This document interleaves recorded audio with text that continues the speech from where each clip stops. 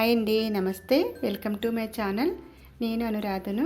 ఈరోజు ఈ వీడియోలో వరలక్ష్మి వ్రతానికి కలశం మీద బ్లౌజ్ పీసు ఎలా ఫోల్డ్ చేసుకోవాలనేది, ఎలా మడత పెట్టుకోవాలనేది నేను 2 టైప్స్లో ఈ వీడియోలో చూపిస్తున్నానండి. 2 రకాల కింద మరి ఎలా ఫోల్డ్ చేసుకోవాలనేది ఇప్పుడు చూద్దాము.